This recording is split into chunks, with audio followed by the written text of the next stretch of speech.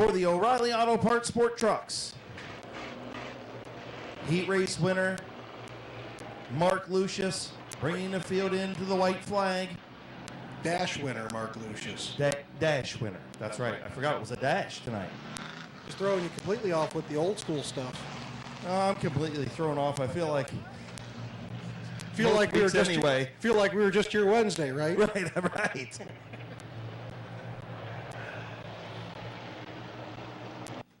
Sometimes it feels like the first race of the season. Sometimes it feels like the 19th. All right, Lucius and Gerber, green flag in the air for the Joker's Wild 30. A staple at Midvale Speedway. Each division gets to do the Joker's Wild throughout the year. And Mark Lucius will race out in front. Those beautiful LED lights brought to you by Boulevard Lanes and Mr. Trailer Sales out there lighting up Midvale Speedway as Bob Johnson up into the second spot. Barney Gerber in that brand new truck back to third. Brady McLean messaged me earlier. He's watching live on Racing America right now and said the feed's coming through pretty nice on his end. Heat races, it was great for him to be able to watch his truck out there while he's working. Absolutely. Brady McLean, his truck, going to move up to the third spot. Nolan Caldwell, a young rookie in this division. A youngster moved up from the compacts, had a rough year last year, got his car destroyed early in the season. Hasn't raced in quite some time. It's been almost a year for Nolan Caldwell. He's been out there looking good so far in his first races in a rear-wheel drive vehicle as Mark Lucius continues to lead.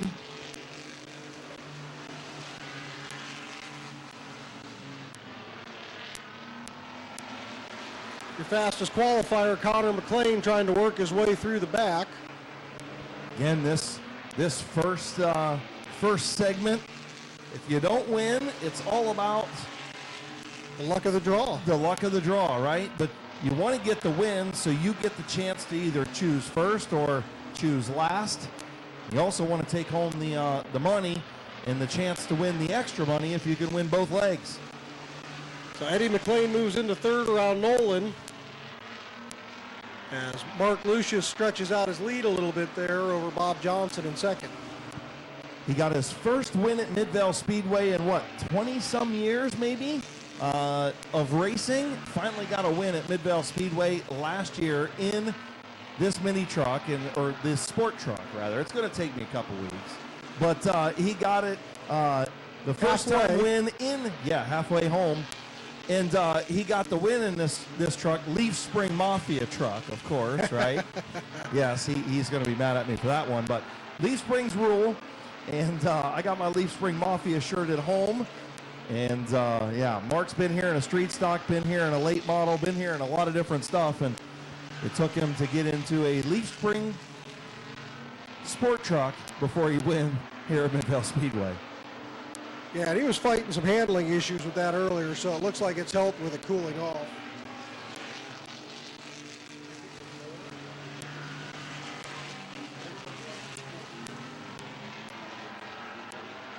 So 10 laps in, coming with 4 to go this time by for Mark Lucius. Eddie McLean starting to track down Bob Johnson a little bit there. And I believe, if I'm correct, you've got to be on the lead lap to be able to draw. So if the 60 of Jamie Hubner does not stay on the lead lap, he's not going to be able to draw. Yeah, he'll just start at the tail, so he moves out of the way just to give the guys room. Looks like we're down to, 8? Down to 8 on the track, 7 on the lead lap. 7 on the lead lap, right, sorry. 7 on the lead lap, so Dylan McLean pulled off with some running issues, it looked like. Yeah, that thing's been missing all day since he got down here, but nonetheless, we're coming to the white flag to the end of the first stage. We'll see where Mark Lucius is going to start for the second 15. We'll see if he chooses to draw first or last as they make their way down the back straightaway. Lucius into turn number 3. Johnson and McLean battle for the second spot, but it's going to be behind the 29. Leg number 1 to Mark Lucius.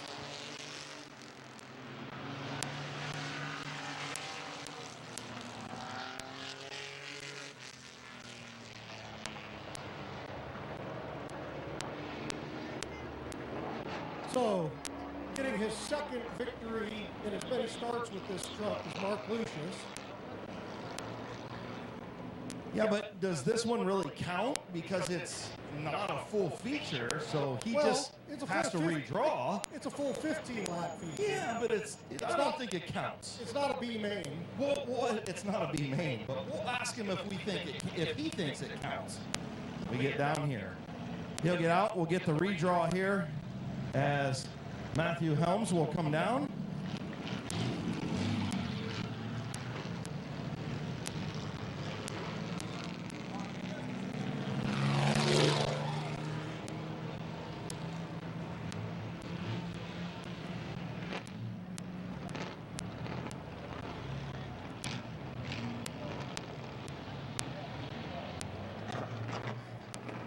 Look, we get down here, Mark Lucius. Second time pulling in one of these victories in one of these sport trucks. How you feeling about your second half here? And these trucks are so fun to drive. It's just a blast. They're all free. It's really a good time here for the guys. I wish more people get into it. It's a good learning truck for people. You know, it's a real ride, fast trucks. It's a good time. Leaf Spring Mafia, baby. You knew it was going to happen. Listen, do you count this as a win or do you count it as a half win? It's definitely half. Okay, so it's a half win. You can have half an interview on the Speed podcast on Monday. Hey, how you think this thing is going to be now in traffic and not in clean air? Hopefully we can go off the choker. We sort of but the trucks are good. Tim and Bob were on it. The truck's great. I think it's about anybody can ride this thing. All right, we'll let him climb out. We'll see what he's going to do for the redraw here. Waiting on Bob Johnson to unhook his helmet here, some of the safety stuff. It's different. It's hot. My foot is like 1,000 degrees right now. Yeah, I meant to warn you about that. You're going to need a heat sleeve or something for that. Yeah, it hurts. Hey, nice job out there. Hopefully you pull a good card and you can take it back up to the same finish again. I'm trying to front block it in this time.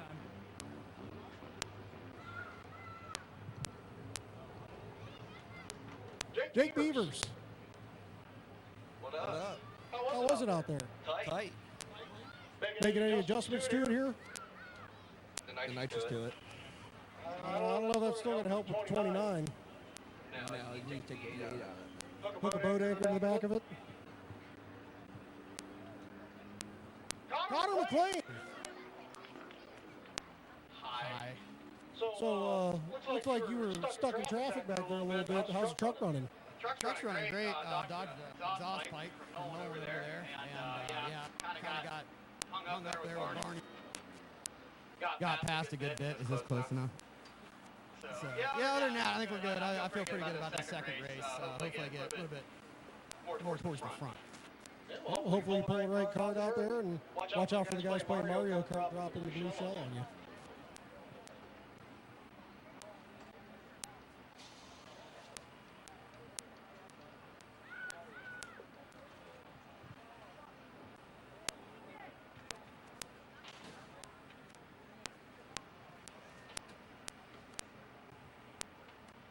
It gives these guys a chance to refuel. They don't run as large of a tank, and normally they only run 15 laps. They do have the opportunity. They can't jack it up or anything, but they can adjust pressures, anything they can do to it that way. All right, let's get up here. It's time to redraw. Where's Lucius at?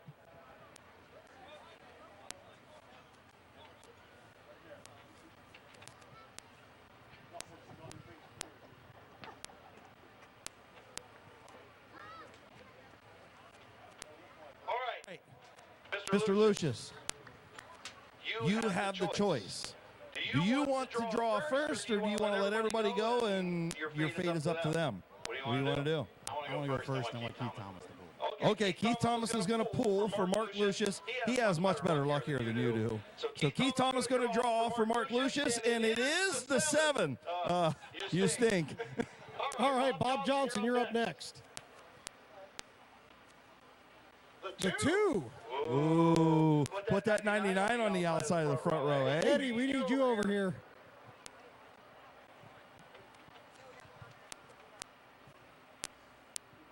Come on, Edward. And he's making sure everybody's fueled. He's the chief mechanic for all these. So Eddie going to pull. Let's see who gets the joker.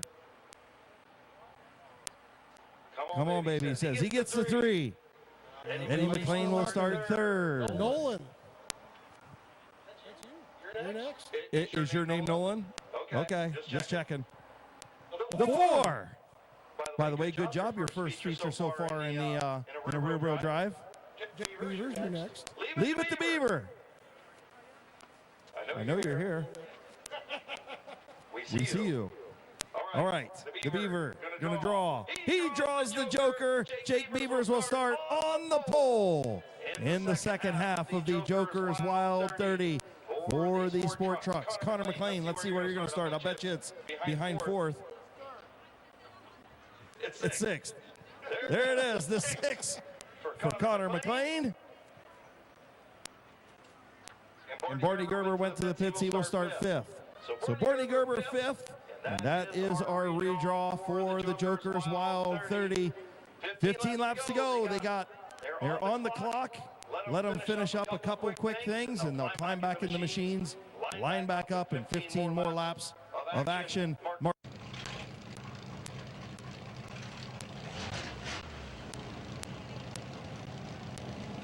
So the Sport Trucks are refired on the front straightaway. Mark Lucius going to have some work to do. Coming from the back. Leave it to Beaver. We'll start on the pole. Bob Johnson will start alongside in the 99. He's getting his gloves on, getting ready to go. Connor McLean right behind, ready to go. Eddie McLean pulling up.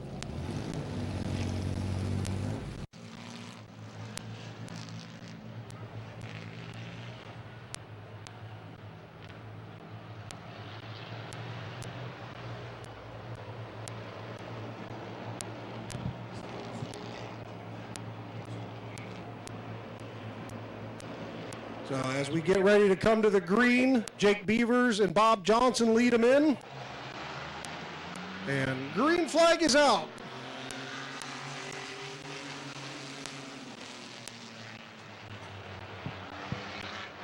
Beavers clears Johnson, and the caution comes out. They must not have been too happy with the start there. Looked like Jake got out there a little bit before the line.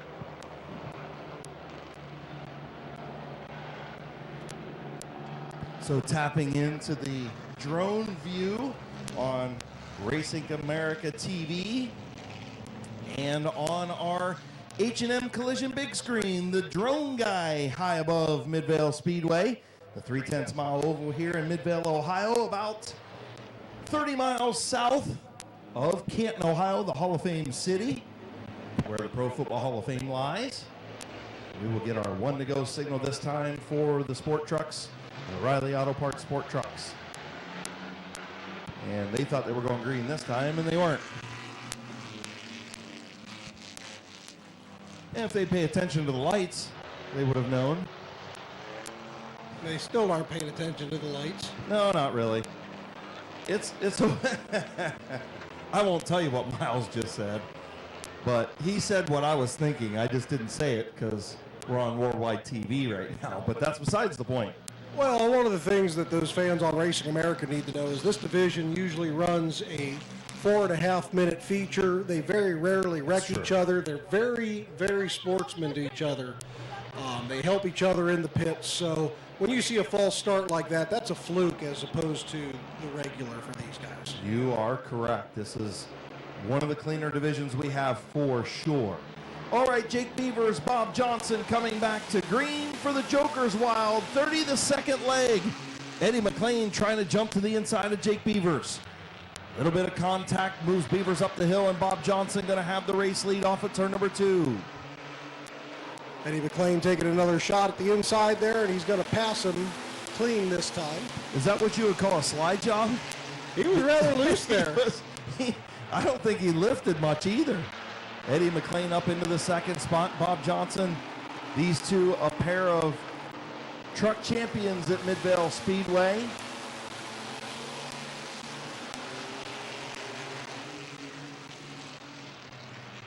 Mark Lucius trying to work his way up through. He's going to get around Jake Beavers. Probably going to have to go to the outside of Barney Gerber. Gerber protecting that inside lane. Truck looks really good. Is hooked right on that white line. Yeah, it looks like they're all a little bit loose coming out of 4 there, because I saw Lucius a little sideways there as well as he goes to the outside of Gerber. So Lucius trying to get up to the 3rd spot, trying to march to the front. Eddie McLean slowly reeling in Bob Johnson there. They're both using a little bit different line as they go through the straightaway into the corner. Seems to be helping Eddie out quite a bit. Connor McLean to the outside of Barney Gerber as well. Eddie right on the outside of Bob Johnson there. Connor McLean clears Gerber for 4th. We'll see if those two can track down our leaders. 9 laps to go. A caution would probably help Connor McLean and Mark Lucius. The front two want to settle it by themselves.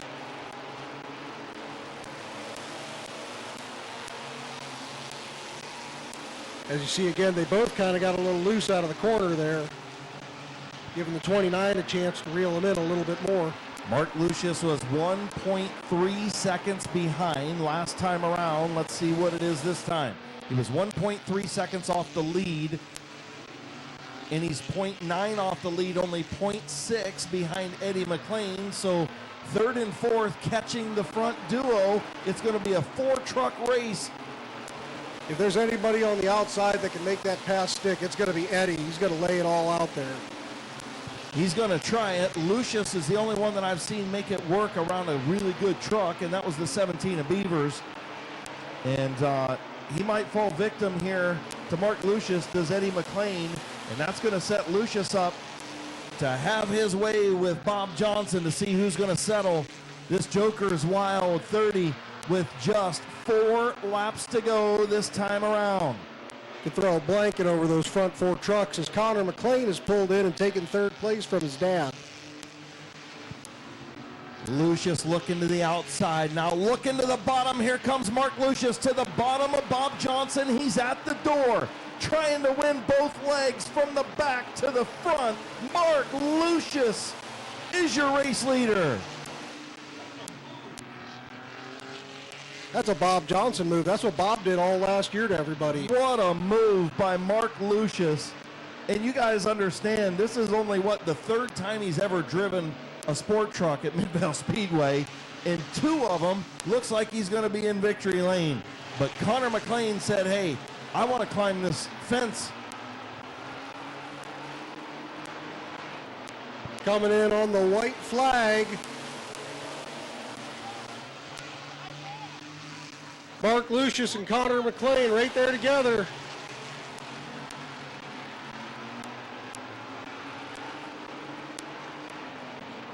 Coming through 3 and 4 to the checkered flag for your 2nd leg is Mark Lucius, followed by Connor McLean, Eddie McLean, Bob Johnson, Jake Beavers, Barney Gerber, Andrew Smart, and the 42 of Nolan Caldwell bringing up the rear.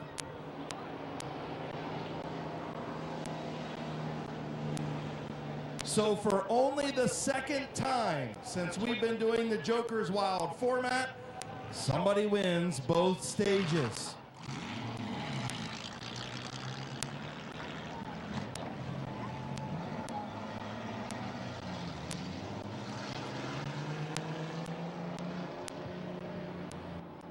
Where's my Leaf Spring Mafia at? I know they're over there in turn 3.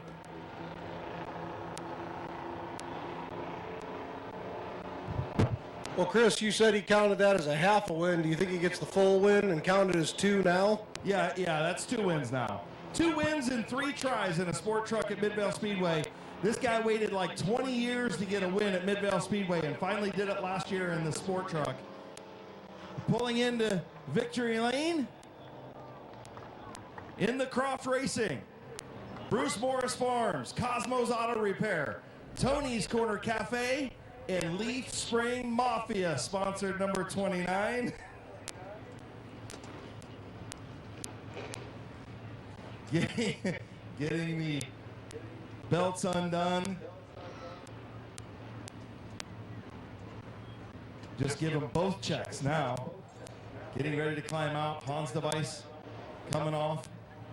And he'll be climbing out of the sport truck. Your Joker's Wild 30 winner, Mark Lucius. Tired? Yeah, I'll tell you what a move that you put on Bob Johnson. A little fakie to the high side and the crossover. Beautiful move. My father-in-law passed that back in Harvard and actually back in today, 71, and you kind of set that up by just almost feathering the bumper off of 4, right? Another patented move. Yeah. Well, no, listen. You're a Leaf Spring Mafia member now. What's the podcast going to say this week? Chop was back there showing me his belly on the back. Really? Are you kidding me? Well, we're going to have Connor climb the fence. Chop shows his belly. He's probably at least 5 or 6 push apples in, right? Oh, yeah. Who do you want to thank in this truck, man? Great job. That had to have been a blast to come from 7th. You're only the 2nd person to do that, to win both legs since we've been doing the Joker's Wild format. That's awesome. Couldn't win that every year, and now I won 3 times in a row. 10 across and 5. They were going to lose truck and everything. And 10's getting the year 9. So I'm going to help in. So absolutely, I don't mind going there. And it's still only 2 wins, dude. You can't count the first one. It was 1.5. Now it's 2. Congratulations, brother. Your winner, Mark Lucius.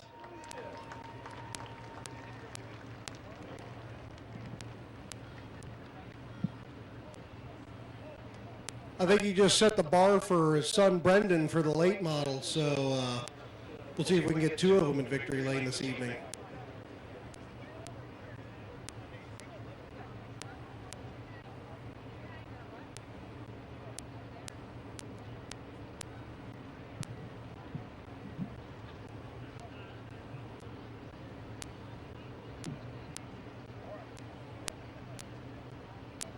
We got our Frisbee race winner in victory lane as well.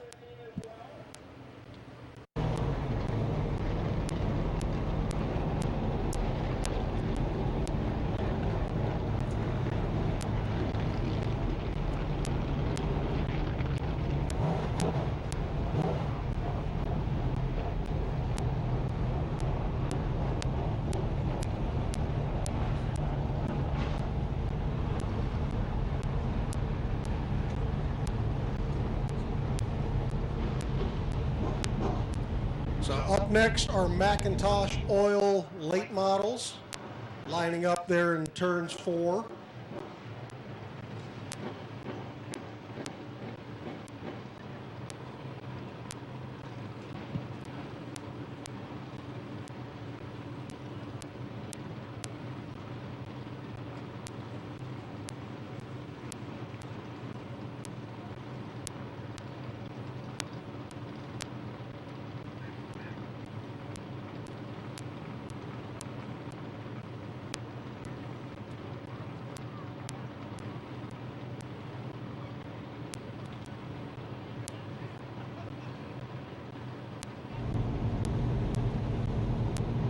Macintosh Oil Company late model 30-lap feature.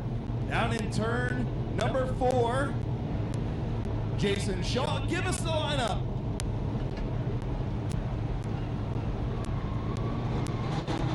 On the pole, we have the 17 of Bob Schneider Jr., Brendan Lucius in the 81 to his outside, Cody Jayberg and Robert Page in row 2, Jimmy Carter and Andrew Smart in row 3, Tim Allensworth and Bryant Smith in row 4, Neil Rowley and Bob the Animal Eichel in row 5, and bringing up the rear is Bear Schwartz.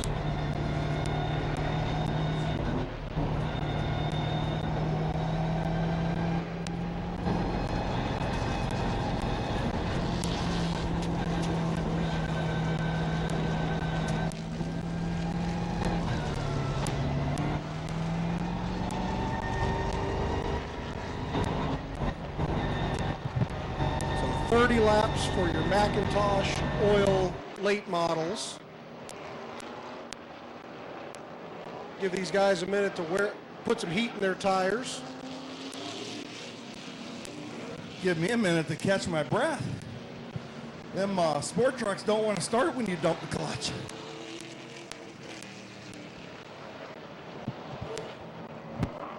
I don't think we had it going fast enough anyway. Me and Tim and Matt just didn't have the oomph. All right, field gets the one to go signal. Bob Snyder Jr., multi-time champion, 4-time late model champion. At Midvale Speedway on the pole, Brendan Lucius, the youngster, on the outside. Cody Jayberg, Bob Page, champion from last year, getting ready to go green. Field in turn 3. Snyder and Lucius, 30-lap Macintosh Oil Company late model feature is green.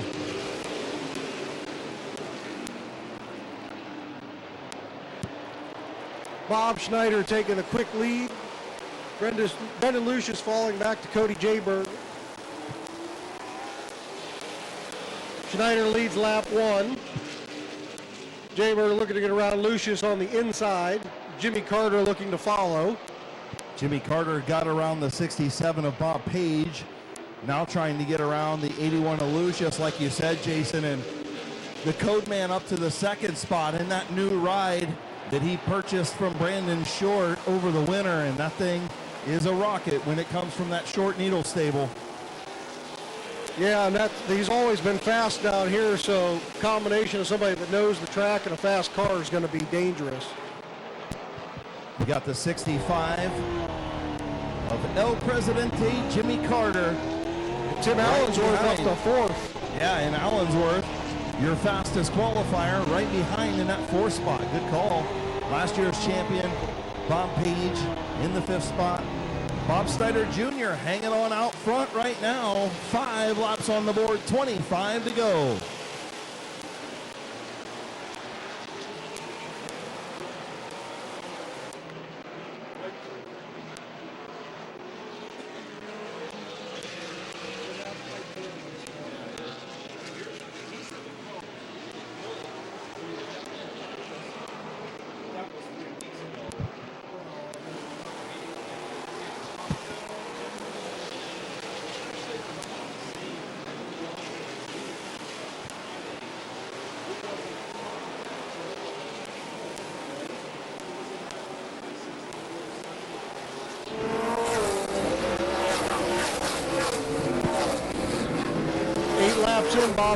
Bob Schneider still out front.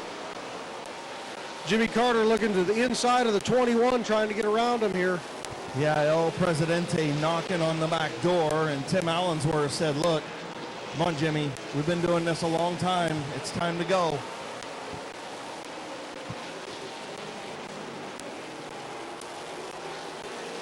That actually might have lit a fire under Cody Jayberg. He's starting to reel Snyder back in. Either that or Snyder, maybe the handling starting to go away a little bit on the long run. So as we come into lap 11, you can see they're slowly starting to catch up to Animal Eichel. He's about a half a straightaway ahead.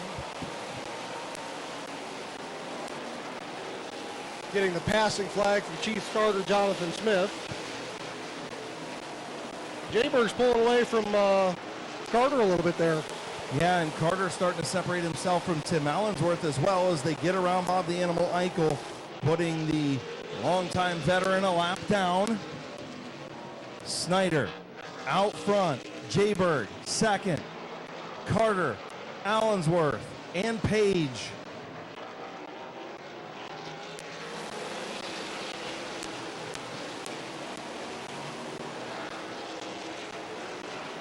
Coming in on halfway down, lap 15 of 30. Bob the Animal Eichel pulled pit side in the 69 as we cross over that halfway point, like you mentioned, Jason. Oh, it looks like Jimmy Carter's got something wrong. He's slow on the end of the straightaway there. Looks like he might, he's not going to make it off the track. The yellow flag is out.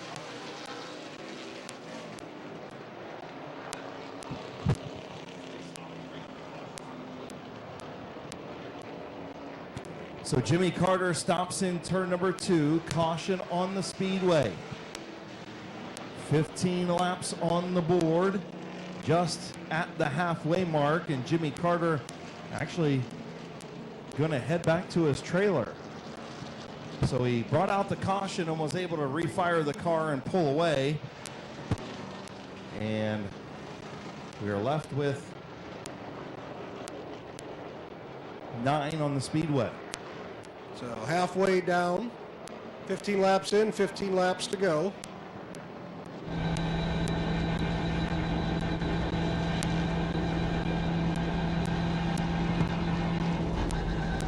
So as you see, they pull the cone out on the back stretch.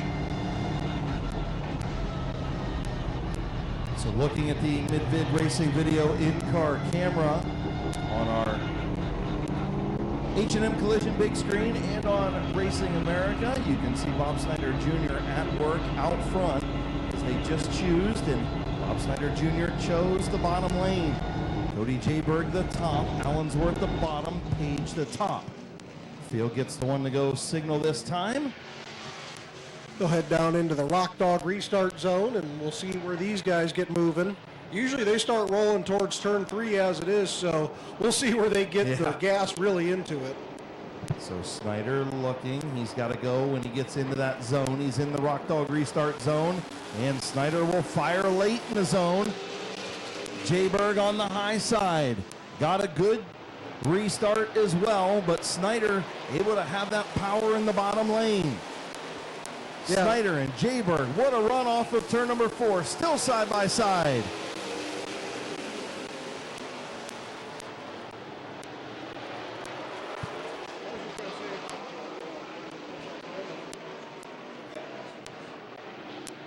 Still side by side, 2 by 2 in the front 2 rows. Snyder, Jayberg, Allensworth walks up the racetrack a little bit. Bob Page going to be cleared to 3rd. Jayberg almost got around Snyder, but he packed it into 3. Back 2 by 2 as they go into turns 1 and 2. And Bear Swartz spins in turn 2. Brian Smith with a nice job of avoiding him there. Wow, what a race up front. Kind of stinks we had that caution there. What a battle between Snyder and Jayberg and between Page and Allensworth. Great battle between those 4 up front. Andrew Smart in the 5th spot. Then Lucius in 6th. Bear Swartz was running in the 7th spot before he lost control in turn number 2. Bryant Smith in 8th. Neil Rowley 9th. There's your replay on the board, and yeah, the 77 just sideways all on his own in turn number 2.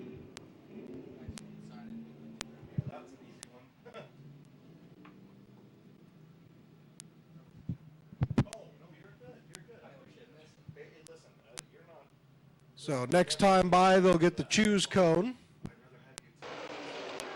Make sure they get them reset the way they need to be here. I'm sweating up here, dude. It is nice outside. Just a beautiful Saturday night with almost a full moon over top of us here at Midvale Speedway. And, man, I'm sweating. This action is awesome here at Midvale Speedway tonight for opening night. And this doesn't get much better than these outlaw late models.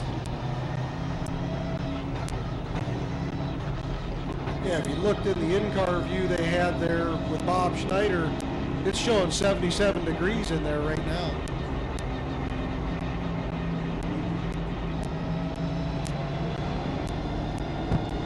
So as they get reset, they're going to line up just as they were before that caution. Mike Lawver, the drone guy with the drone, he's going to have it over top of the field. Make sure you check out him on Facebook, the drone guy on Facebook. He does such a great job with all the area stuff around here. Goes to the parades, goes to some of the accidents, you know, different things, just news stories. Mike does such a great job. Getting ready to come back to green, Snyder and Jayberg, and we're underway. Another late start out of the restart zone there, and You can see it looks like it's giving the advantage to Jaybird, and he's going to clear him going into the corner. Cody not Jayberg quite. had him cleared. Oh. Snyder battles back. Contact between the front two. And they pile up there in 3 and 4.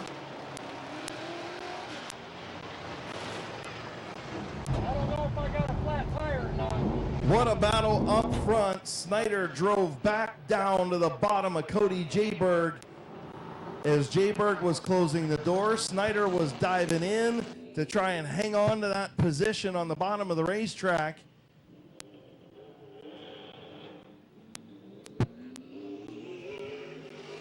Jayberg gets refired. He looks like it's all right on his.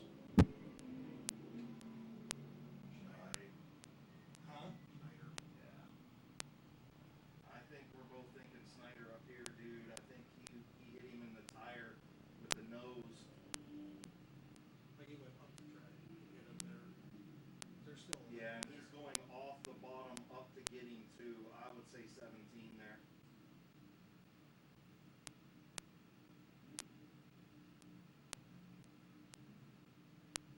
What'd you say? Me and Jason both think the 17. He hit him with the nose in the tire, and I think he was coming up off the bottom when he went up to get into him. We both agree 17.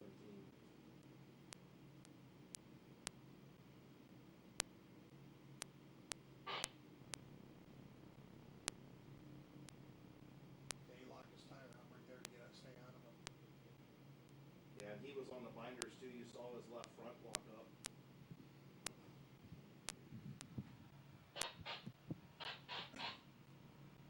So taking a look at the replay on Racing America and on the H&M Collision big screen, you saw the two get into it. Bob Snyder Jr. on the bottom, Cody Jayberg on the top side of the racetrack. Several different views.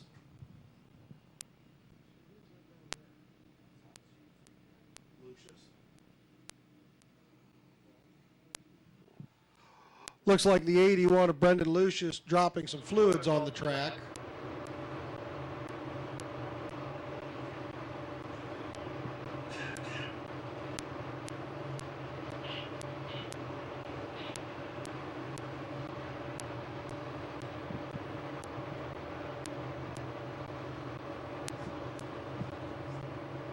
Look at that drone shot from the drone guy. That is pretty cool, dude.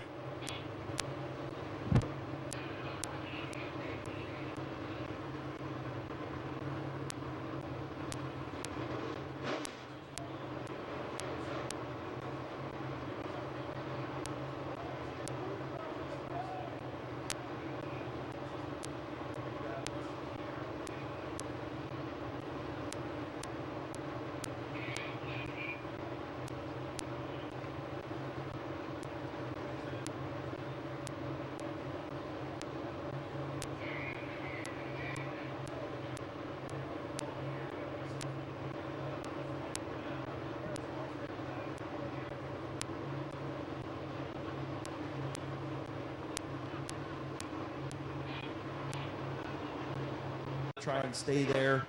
So that is the call, and Bob Snyder Jr. will be sent to the tail of the field, and your race leader will be the 21 of Cody Jayberg.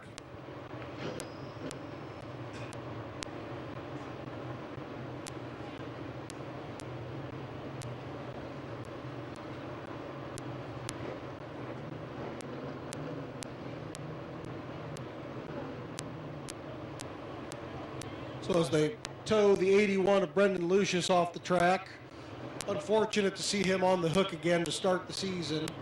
He had such a rough one last year with mechanical issues, and not sure if this was something from the accident or something additional. So what was a good night for one Lucius turns into a bad night for another one, unfortunately.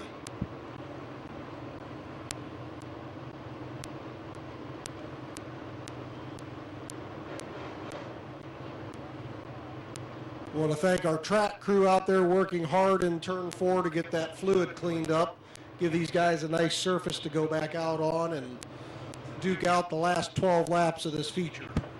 Yeah, it just stinks for Brendan Lucius, another rough outing to start 2025. and hopefully they'll be able to get their problems corrected. Moving forward, I definitely know after talking to Brendan, they were excited on practice day down here a couple of weeks ago. Said car felt pretty good, and I think that somehow or another, due to just rubber being laid down on the racetrack, a little bit different weather conditions than a couple weeks ago when they were down here, even though the sun was out, it was probably low 70s. Still a little bit different, right? A couple weeks, a lot of rain, just kind of lost the handle of that thing today. So I'm sure they'll get it back sorted out moving forward.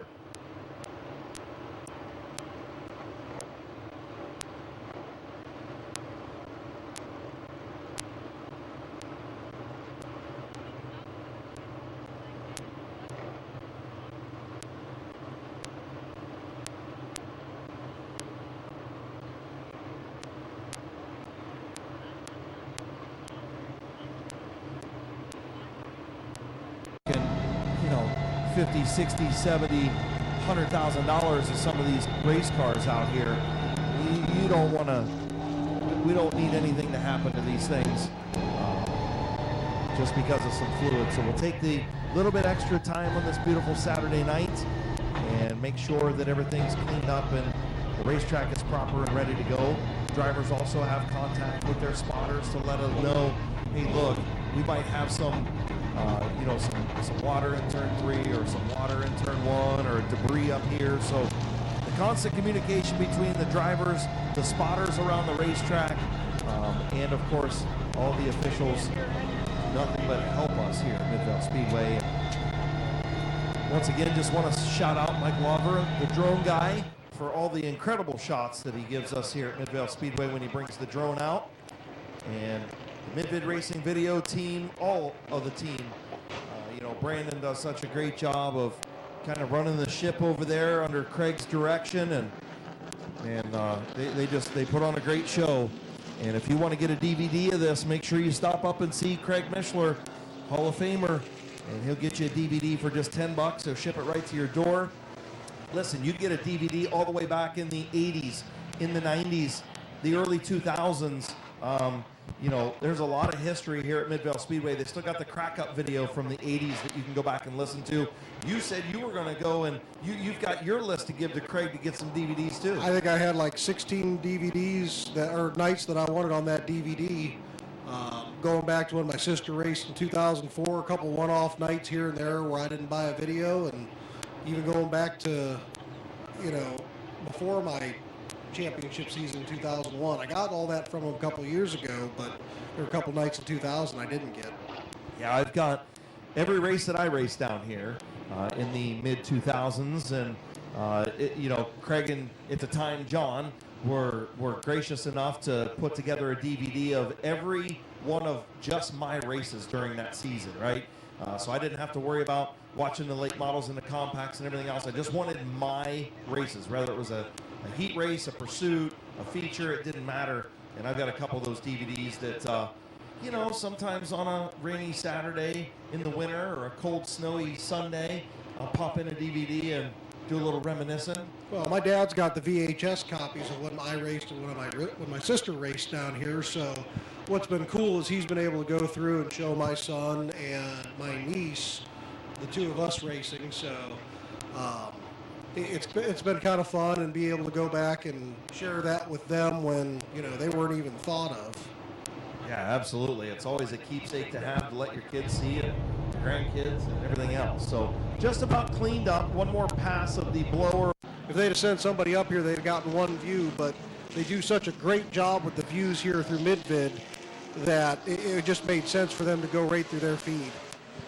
So they're choosed. We've got the white flag 1 to go. We've got 12 laps to go. We've got Jayberg on the bottom. We've got Page on the top, getting ready to come back to green, and we're underway.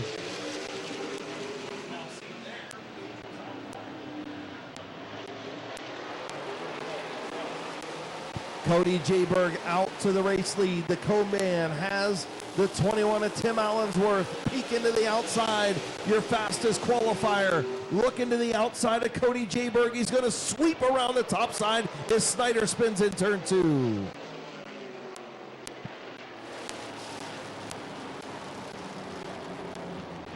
Brian Smith gets it woed up just in enough time to not plow into him.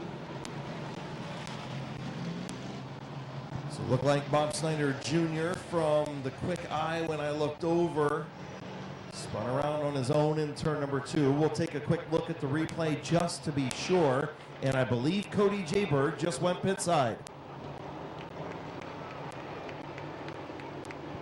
Cody Jayberg pulled pit side, something amiss on that 21 machine. He had some sparks coming from underneath that thing, so obviously some damage after the contact with Snyder. Yeah, and until you get up to speed, you're not going to be able to tell. Got 11 laps to go. We've got 2 of the hot shoes on the front row. It's Tim Allensworth, it's Bob Page. They move into the restart zone. Page poking out. Allensworth, it's the gas.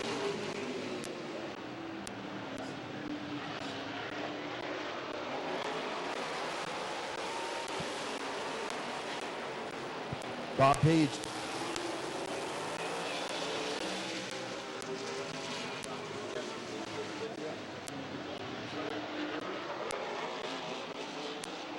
Here comes the 67 of Bob Page on the bottom.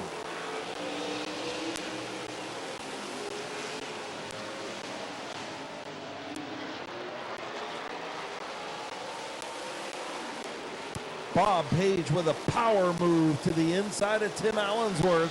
Yeah, the fastest qualifier. Did you have that on your bingo card?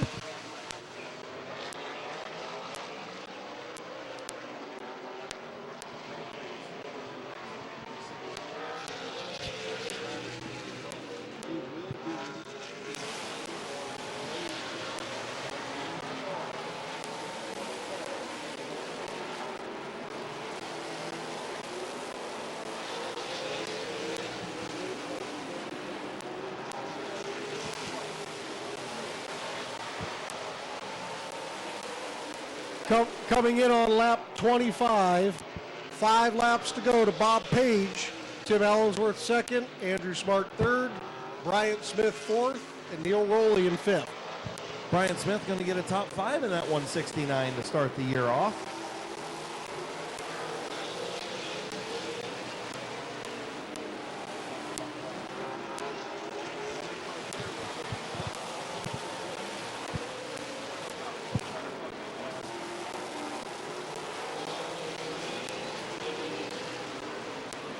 Bob Page stretching it out a little bit over Tim Allensworth. About the same distance back to Andrew Smart in third. Then a straightaway back to Bryant Smith in fourth. Give a shout out to this 67 crew. This Page Tannerelli race team went to work after the heat race, and they are the fastest car on the racetrack as we come to the white flag. Bob Page down the backstretch. Tim Allensworth about 6 car lengths back. Andrew Smart in third. Coming through 4. Checker flag is out for Bob Page. Tim Allensworth in second. Andrew Smart in third. Bryant Smith making it into the 4th position. And rounding out your top 5 is Neil Rowley in the 999.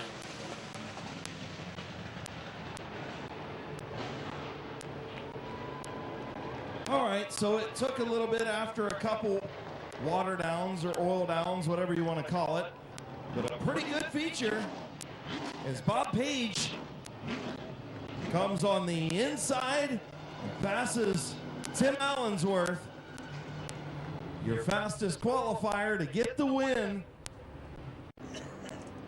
Frisbee race winners coming. So getting ready to climb out. This beautiful 67 machine.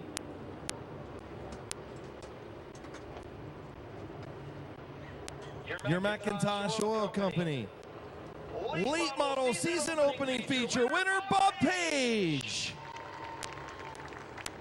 Well, I got to be honest with you. I did not have you straight out passing the fastest qualifier on my bingo card tonight. You guys went to work on this thing after qualifying, and man, what a move. Yeah, I kind of set him up there. I didn't think I was going to get him. I was looking at Jay-Bird. His left front's broke, and I let him get back by me. But it worked out. Yeah, it worked out, man. Listen, you went from driving 3 cars last year to driving just 1 this year.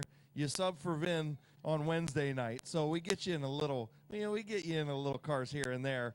But it's got to be nice when you get back into victory lane, regardless. Yeah, I'm just glad I'm slowing down a little bit. I ain't getting no younger. No, you're not getting no younger, but I'll tell you what, heck of a move, heck of sportsmanship with this young man in the Frisbee. He's going to come over here and join you in victory lane. Who you want to thank on this 67, man? I actually got some new sponsors, and I don't know them all yet. Got Heron's Eating Coin's been with us forever. The Y Tavern, which is going to change because Eric sold it. The Huffman family. His dad built the motor for us this year. It's right on. Bullseye, Pheasant, Smoker's Paradise, Shaw's Welding. Like, can send a condolence out to them. They lost their boy Chad this year. I did. I congratulated. Condolences to him. I got to look at this new one up here on the hood. Patriot, I think, isn't it? What do we got? We'll go up here and look. Bob wants to go up here and look. Patriot Equipment Repair, LLC. That's a new one to come on board this year. I think that's about it. Well, all the crew out here, the fans that showed up, and I'm wore out. You're wore out, and you don't even drive 3 cars anymore. Listen, you go down to 1, now you got to win this championship again now. If we're going to race here all year, because we got some plans of maybe trying with the big boys. See what. Okay, all right, I like it, but I still want to see you down here every week, man. All right, congratulations, brother. All righty, thanks a lot. Your winner, Bob Page, and bringing our Frisbee race winner in. I think I screwed up earlier and said that it was a girl that was on crutches. It wasn't. It's a young man on crutches and in victory lane. And I'm going to get this picture real quick here.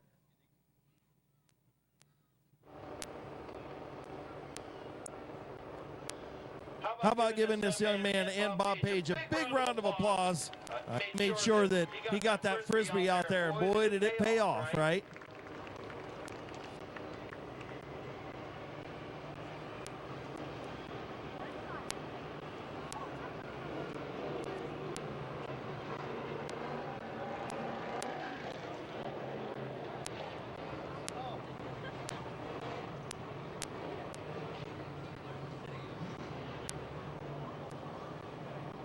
Side.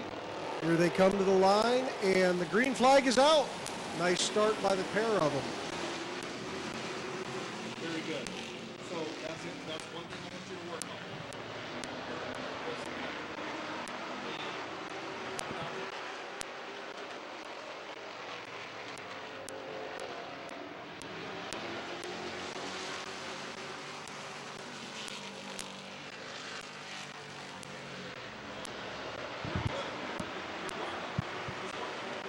Tad Grove pulling out to a slight advantage over Jason Gruhl, but he gets it back through the corner. And now he's got him cleared going down into 1. So Tad Grove, Jason Gruhl, and Zach Kogar, your top 3.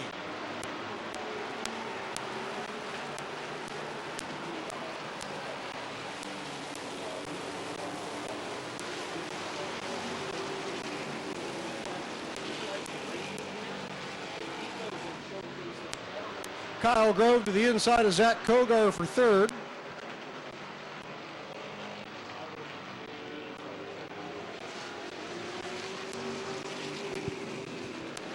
So your champion from 2 years ago, out in front, trying to pick up where he left off after he took the year off, right?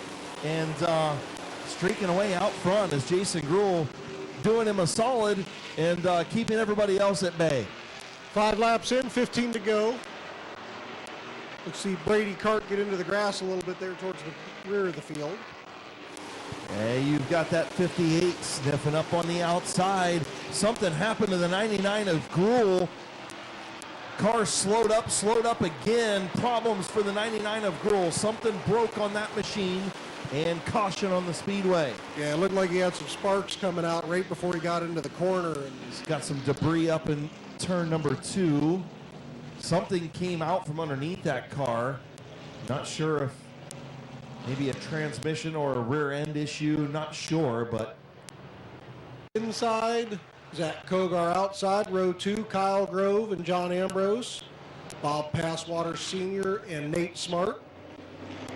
Brady Cart, Colt Locker, Cody Kaler. As they come through 3 and 4, they hit the Rock Dog restart zone. And here, green flag is out.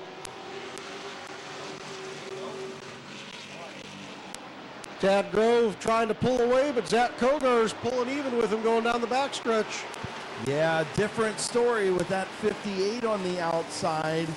It's Tad Grove trying to make that silver number 8 a little wide. See Colt Locker going slow through there. Looks like he got pinned towards the wall, and the 17 smoking down the backstretch. He may have been the one that did that to him. Tough break for the 17 and 8 Smart. Smoking coming from, looks like some inside the cockpit as well. So tough break for Nate Smart in the 17, but back up front, Kyle Grove trying to make it a brother duo up front. Yeah, John Ambrose is waiting to see how it shakes out so he can take his shot out there. Coming in on the halfway point. Still plenty of time to go. Halfway home, 10 in, 10 to go. Tad Grove, your race leader. His brother Kyle Grove in second. Now moving up to third, the 24, John Ambrose, your fastest qualifier. Getting around the 58 is Zach Kogar, the Wednesday night feature winner.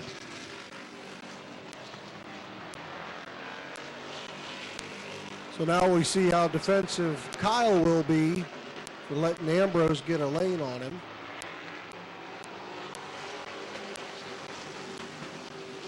By the way, I told Kyle earlier tonight, I absolutely love his paint scheme this year. I think it's the best paint scheme he's had here at Midvale Speedway in the last 10 years. I love the dark blue. You can only see the outline at night of the 3, but it's a nice sparkly dark blue in there. Beautiful looking race car. Well, and it looks great in the light. And that's the big thing there, too, is as it's captured through the photography and everything, it's going to show the brilliance of it. So Ambrose to the outside of Kyle. Looks like he's going to get a good run on the backstretch. Not quite enough to clear him. It sets him up for that down the front straightaway. So Tad Grove out front in that affordable towing Car Time Express Quaker drive-through, Lutz drive-through. Oh, and it looks like the 3 got into the 24 there. Everybody did a good job avoiding the spinning car of Ambrose. Wow, did not see it. I was looking down, reading sponsors paying the bills, and didn't see it. My goodness.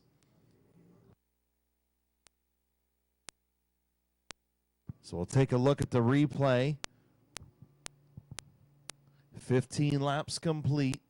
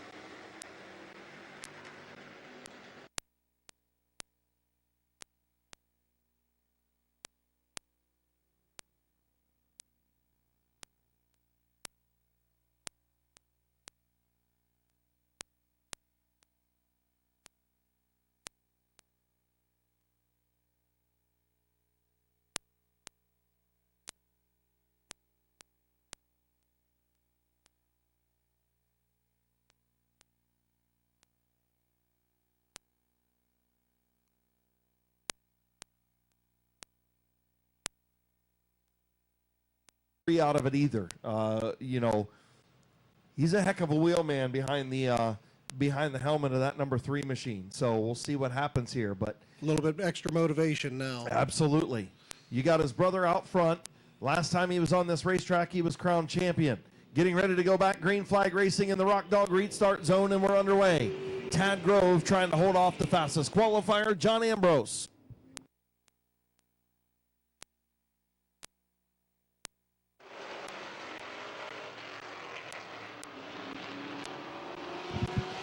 Ambrose trying to take that outside line and make something out of it, hanging on to just the quarter panel there. Tell you what, Tad Grove doing a great job of just holding his line, making it just wide enough to hurt the line of Ambrose.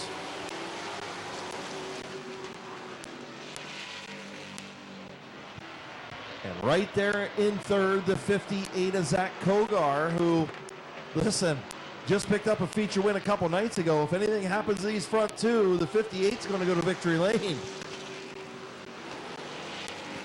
Yep, 2 to go, white flag this next time by. Yeah, we're about to settle it. Get those cameras ready. Who's going to win it? Tad Grove will take the white flag about 3/4 of a car length ahead of the 24, John Ambrose. Who's got the 8 Frisbee? Who's got the 24? And heck, who's got the 58 off of turn number 4? Your feature's going to go to Tad Grove. Ambrose in second. Zach Kogar in third.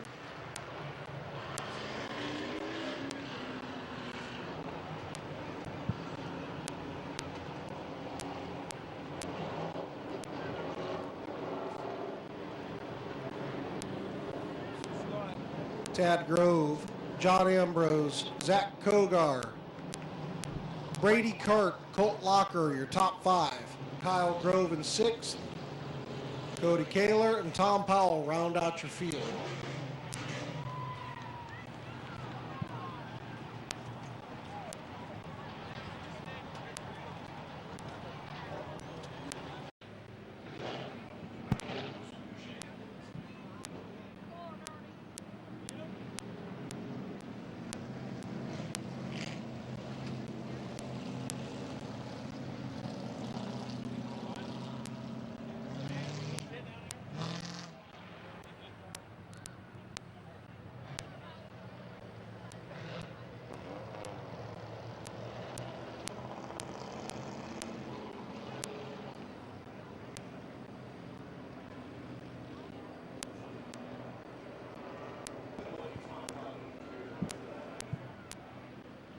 So coming into the white flag.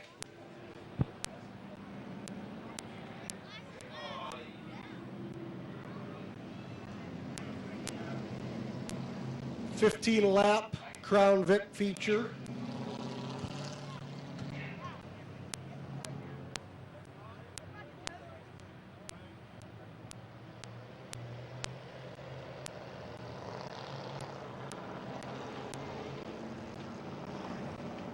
So as they come down the backstretch, Rick Brink and Ernie Hull bring them down into the restart zone. They don't start until they hit the line over here in turn 4.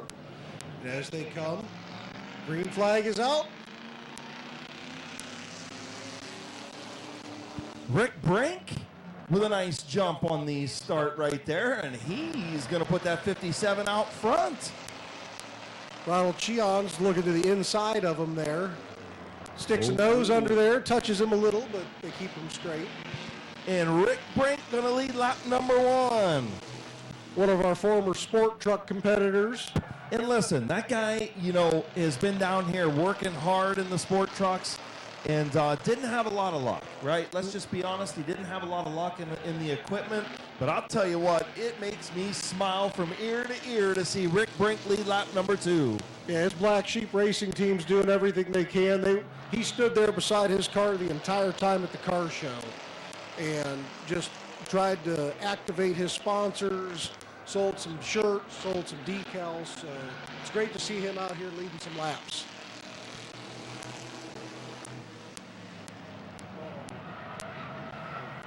Oh, and Ernie Hull spins, bringing out the caution. on lap 3. You can't win if you spin. We told him that. He wasn't on the pole though. Hole wasn't on the pole.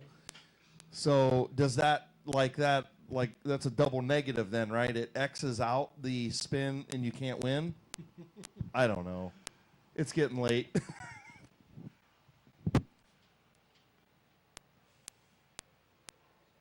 Not sure why the field stopped down there. Here we go with replay. And it looks like he's on the outside there.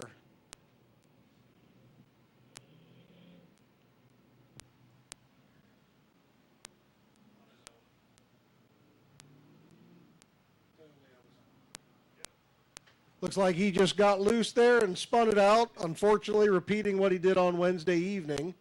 So that'll be the first charged caution to him. So they've got the choose cone out there right now. And a great job by Kyler Gruhl and Ron Sheehan to miss him. So Ernie Hole goes to the back. And we've got a few laps to go for this one. Having some fun here at Midvale Speedway. Still got the compacts to finish up our evening after our Crown Vic feature. So we have the Gruhls on the outside, everyone else on the inside. Yes, that is a fact. Except for Hole.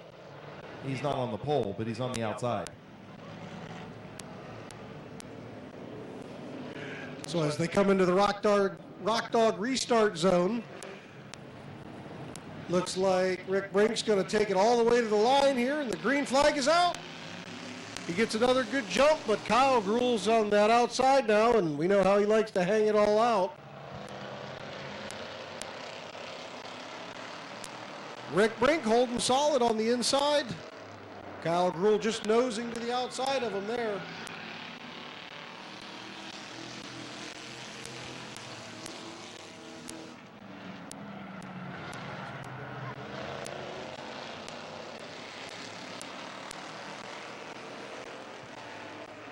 Coming in on 5 laps in.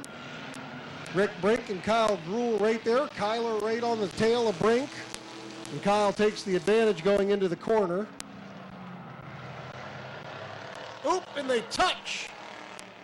Ooh, and he gets back into him as he spins there. Yeah, he did. Rick Brink going to have some damage to the right front of that machine, and I'm sure Kyle Gruhl going to as well. On the right rear, it looks like they caught there. You can definitely see the 57 of Rick Brink is kind of tilted to the right front. That stinks. What a good run for both of them. I'm sure we'll have a replay coming.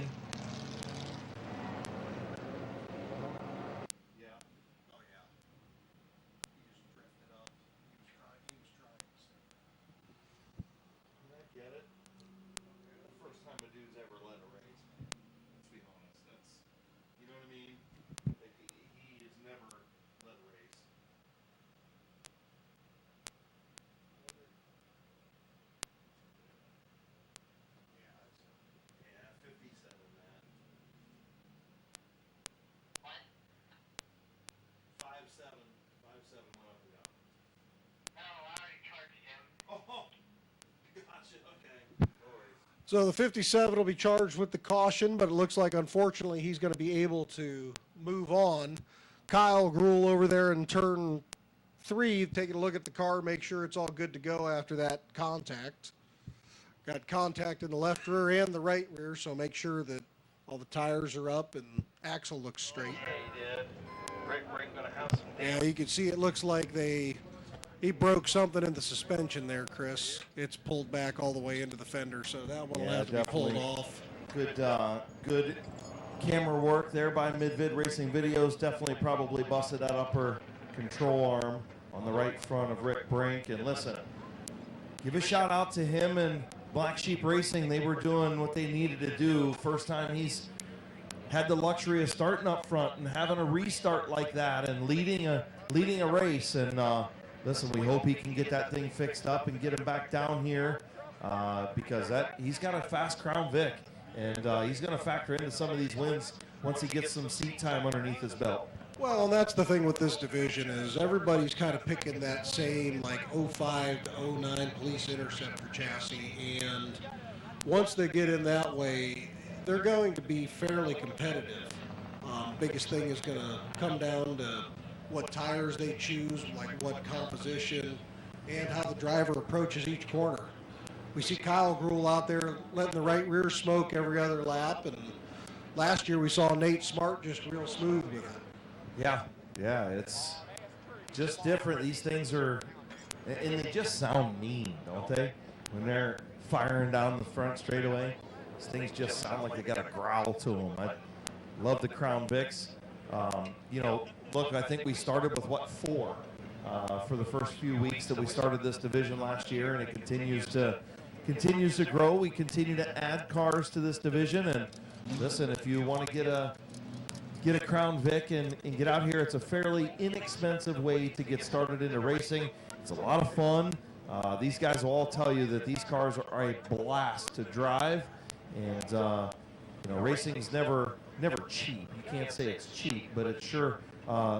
There's inexpensive divisions compared to really expensive divisions, and this is one of the lower expensive ones. Well, these aren't a Mustang, a Camaro. These are a 4-door taxi, police cruiser, fleet vehicle that they're heavy, they're bulky. They make a really nice cage kit for these that fits in there. You get to cut out a little bit, but like I said, these are basically gut and go. You have that 5-star front end. You can do a little bit of tuning to the computer. You can change the camber in the right front. That way they don't chew the tires up so quick. And see them pulling the 57 off the track. They had to do a little bit of extra work to get that wheel from dragging the ground. So Akron coach doing a nice job getting them cleaned up and scooped off the track.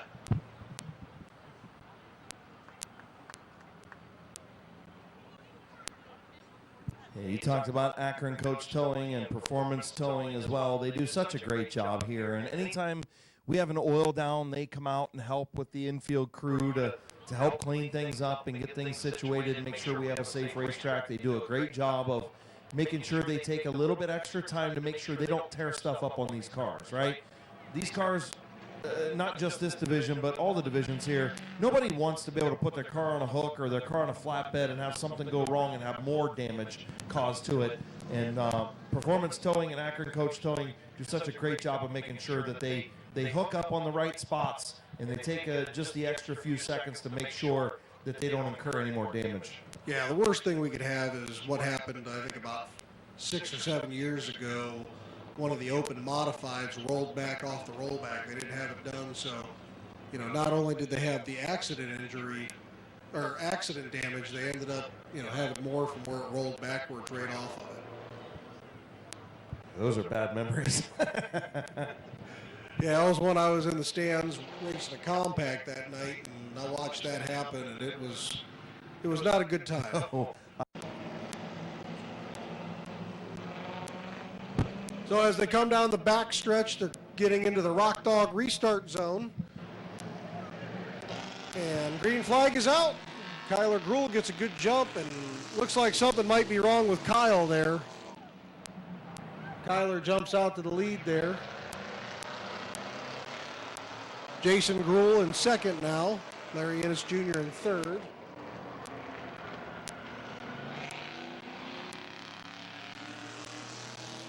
Yeah, it looks like something broke on that 199, Chris. He's limping it around. It's tough. You know, he took a hard hit with the 57 of Rick Brink for sure. And I'm sure that the Gruhls will get it fixed up and ready to go. But we still got a couple Gruhls out here, and they're 1 and 2. Kyler Gruhl, your first ever Crown Vic champion at Midvale Speedway last season. And he also won on Wednesday night. And his uncle Jason trying to run him down in the 99. Looking for some redemption from that street stock race where his broke. Yeah, and you've got Larry Ennis Jr. right there subbing for his dad in the 209. That's the Peebles vehicle from last year. So we know it's a quick vehicle. Jason Gruhl to the outside of his nephew.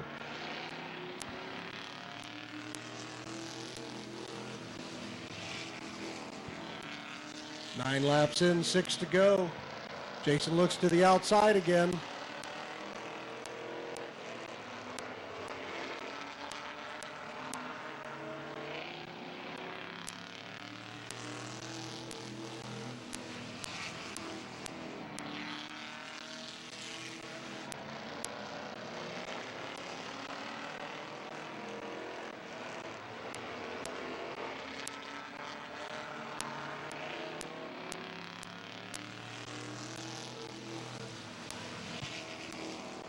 Four laps to go. Your first 3 are lined up there. Ronald Sheehan is just a little further back. Kyler out there in the lead. Jason looking to change his lane up a little bit just to get a run on him.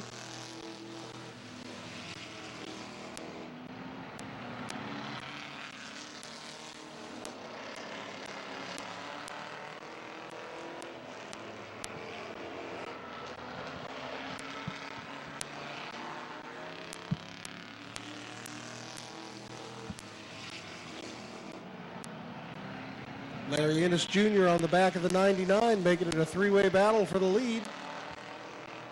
As they come into the white flag lap, Kyler Gruhl out front, Jason Gruhl in second.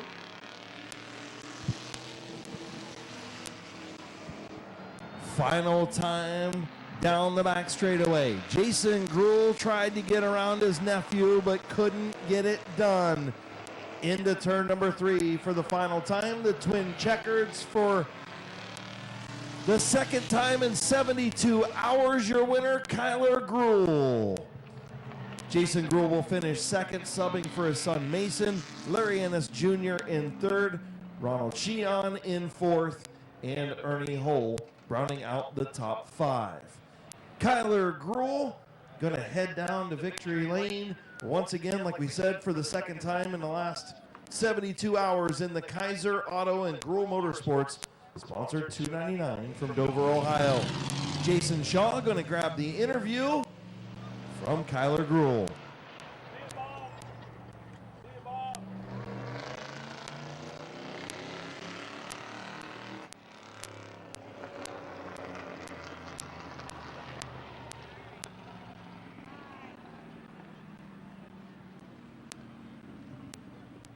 Pulling into victory lane for the second night in a row, your $2.99 of Kyler Gruhl.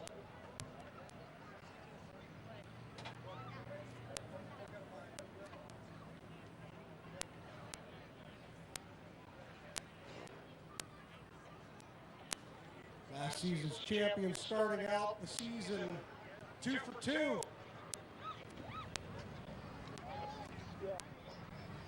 Hey, congratulations. Thank you. So, how'd it feel out there? Pretty good. Chip my pants full of times. Yeah, a little bit of action there in front of you. Your dad unfortunately had some damage from that, but you were able to hold off your Uncle Jason. I was surprised I was waiting for the bumper, but he never gave it to me, so I'm surprised. Not all of the pros race that way. So anybody you want to thank on this $2.99? Thank my dad, and I thank the Kaiser Auto.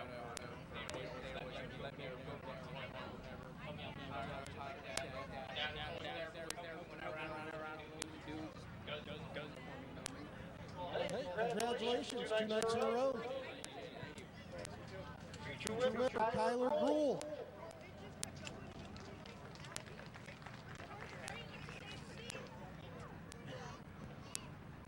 Jason, I'm going to need you to take a picture of Kyler down there in victory lane and send it to Matthew. You don't have your phone either. I didn't grab my phone. Well, that's okay. Matthew, please take the picture for yourself that you'll need for next week. I forgot. That's my bad, Jason. I forgot to tell you. No biggie. Kyler Gruhl in victory lane in the Kaiser Auto and Gruhl Motorsports, number 299. Do we have our Frisbee race winner to come down? Oh, nice. Frisbee race winner in the 299. Oh, it's the Grinch. The Grinch won the 299 Frisbee. Look at him down there, the old Grinch.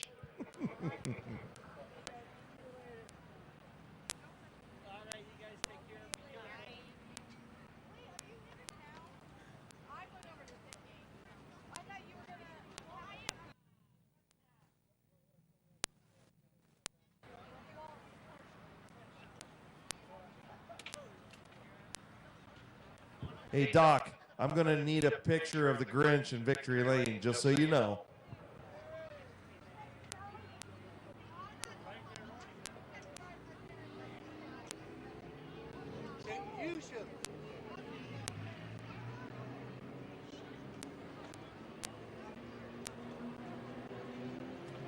So as they celebrate in Victory Lane, your first of two South Philly compact features pulling out onto the track.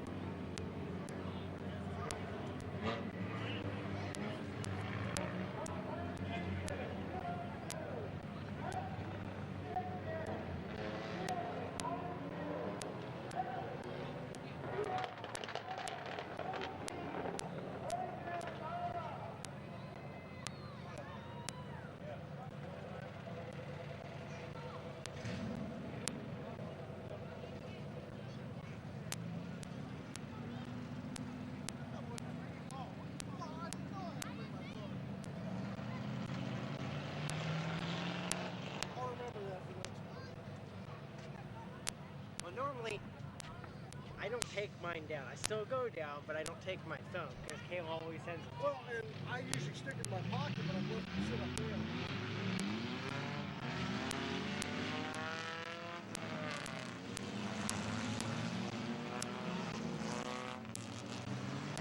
So moving into our South Philly Pizza Fast Compact feature. Daniel Simmons starts on the pole in the number 33. The 59 is Braden Furby.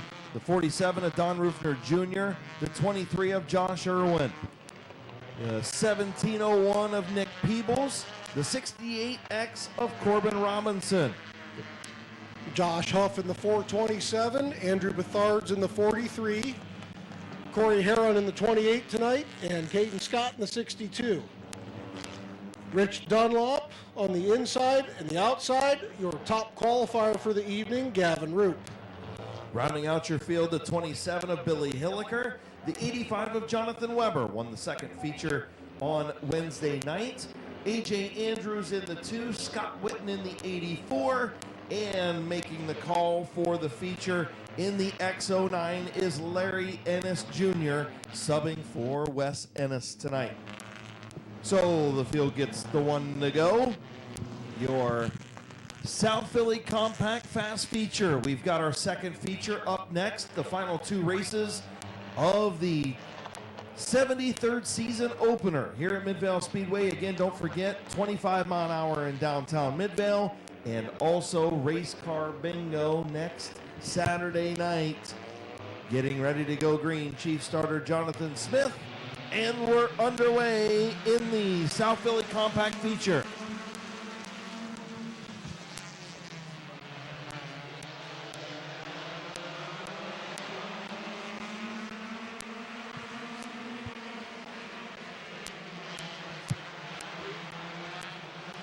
A little bit of an issue with Josh Irwin and Braden Furby, but they get everything straightened out. Daniel Simmons, your leader. Ooh, and Don Rufner Jr. locks it up going into the corner there.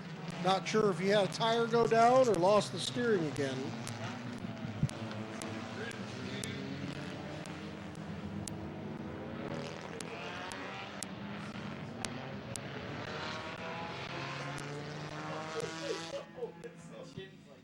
He was the Frisbee winner. That's McClintock's nephew. Okay. So it's Alicia's son. And I literally call him the Grinch. Oh, he's got his That's so perfect.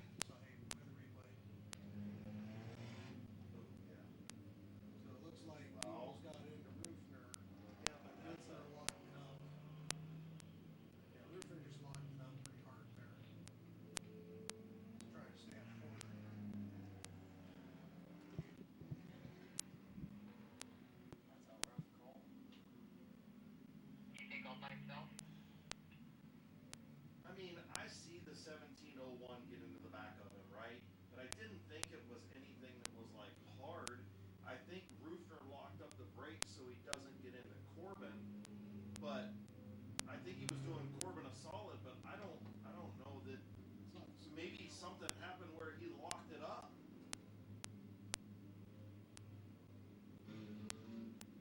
See, there was the contact, but it was nothing crazy. And then he locks up the brakes to not get into the 68. Yeah, I mean, I think it's the 47, unfortunately. Yeah, 47 will be charged. So after looking at the replay, the 47 will be charged for the caution. He will go to the tail. Yeah, and that stinks, right? Because Don Rufner Jr. was trying to do the right thing, and he was trying to stay out of the back of the 68X after he got a little nudge from behind by the 1701, but he locked up the front brakes and just slid up the racetrack. Unfortunately, I think he didn't intend to lock up the brakes. He tried to stay out of the 68, but he's the one that brought out the caution, right? Yeah, looks like Josh Irwin's having some issues there in the 23. He pulled into the infield there. Don't know if he got it restarted, got it figured out. They'll get rolling again.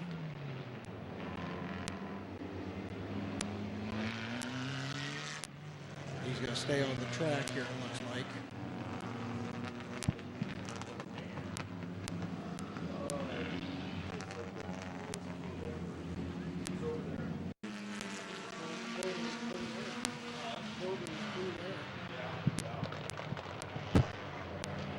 So as they head down the back stretch, green flag in the hand of Chief Starter Jonathan Smith.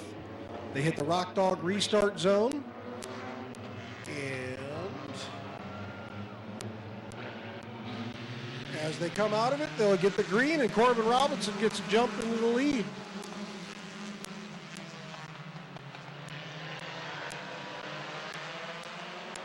It's a very nice lead down the back stretch.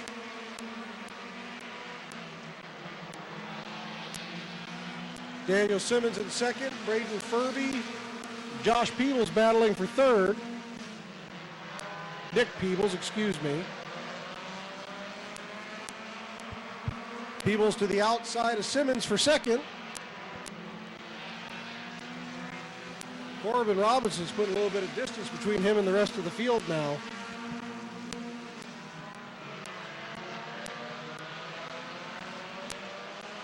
Yeah, that 68X is quick. We found that out last week, or well, there we go again. Wednesday. We found that out on Wednesday, and we also found it out in qualifying as that thing was, what, I think it was the second or third fastest car behind Gavin Roop, and now you've got Gavin who's marred in traffic as we're 3 wide for the 4th spot. Now they sort out Simmons way up the racetrack, and he almost got into the wall. And he Good almost got save. into Bethards. Yeah, big save. You know, that thing had a big old dump truck push to it. And now they're 3 wide again. Is the doctor going to go up through the middle? See what Simmons does on the outside a little bit better this time. Is him and Dunwoody side by side back around the 9th and 10th spot. Oh, yellow flag out.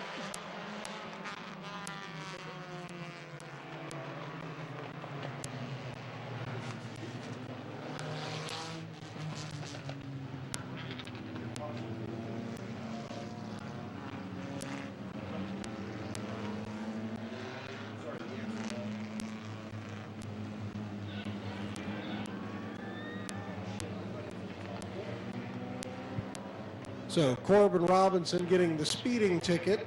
He will put Nick Peebles into the lead.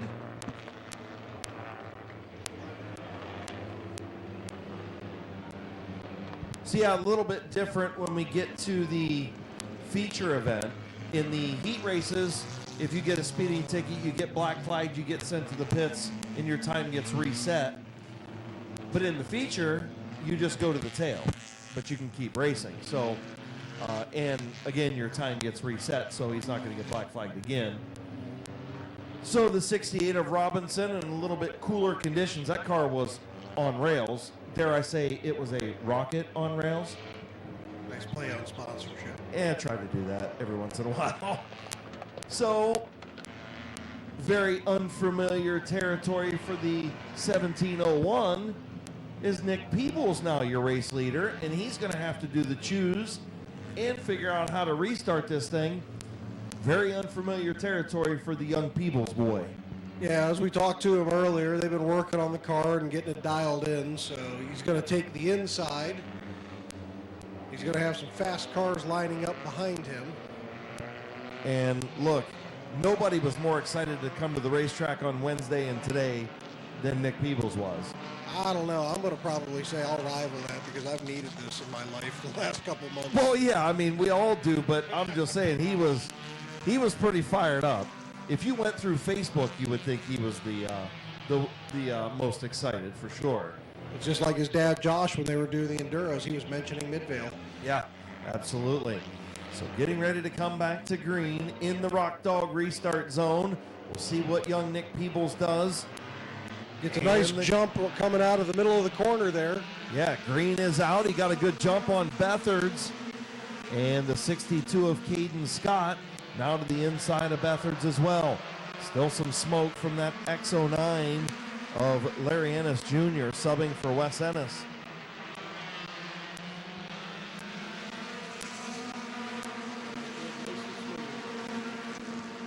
Nick Peebles out in front. Caden Scott in the second position.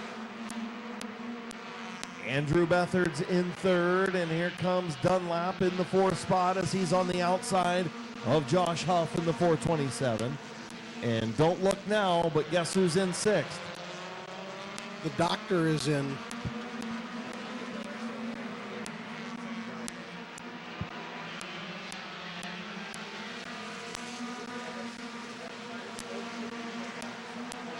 He's smoking.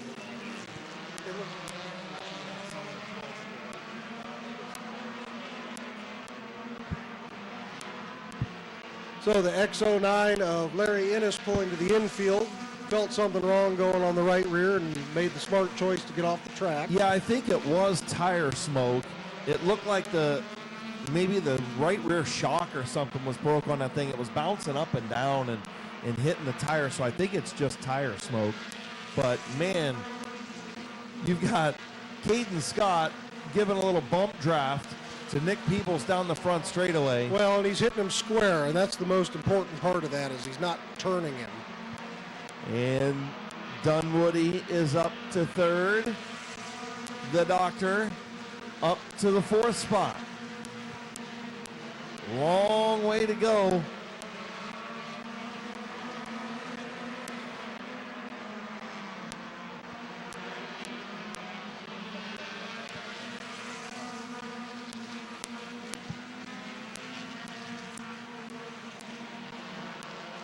Caden Scott looking to the inside of Nick Peebles. Does he have enough time going into the corner? He backs off and lets him keep the position. Ooh, just about got that Sunbird sideways, didn't he? Peebles trying to protect that inside and line. he did get him this time. Dunwoody going to make it 3 wide on the outside. Caden Scott to the race lead, and here comes the doctor. Gavin Roop splits the difference. Going to move Nick Peebles back to the fourth spot. And now you've got 3 fast hot rods up front. And Nick's holding in there. He's not letting them go. Yeah, Nick doing a good job keeping Dunwoody out there, so Nick's still battling for that third spot. Gavin looking to the outside of Caden as they go through 1 and 2. Looks like he's got a good run down the back stretch, but not quite enough to, well, he can bury it in. There it is. He buried it in on the outside. And we got 3 laps to go now. 3 to go.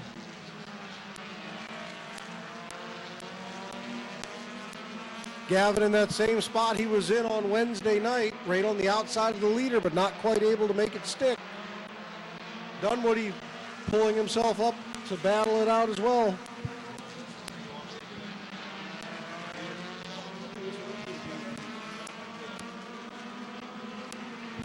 White flag in the air, side by side for the South Philly Pizza compact feature. Gavin Roop to the outside, Caden Scott battling on the inside. Scott by almost a full car length into turn 3. Off of turn number 4. Checkered flag for Caden Scott. Gavin Roop finishes second. Rich Dunlap third. Nick Peebles a good run in fourth, and a good run from Andrew Bethards in fifth. What a race between Caden Scott, Gavin Roop, and Rich Dunlap up front, and throw Nick Peebles into that too. What an incredible job by those guys to get it done.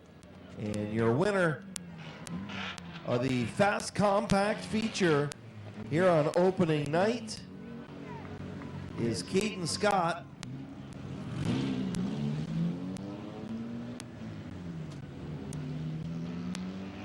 The Rock Dog 105.9, Quaker Drive-Thru, Capital Health, Cronizer's Small Engine Repair, TDT Septic and Excavating, Lee's Famous Recipe, and Reichman Plumbing, sponsors on the 62 of Caden Scott.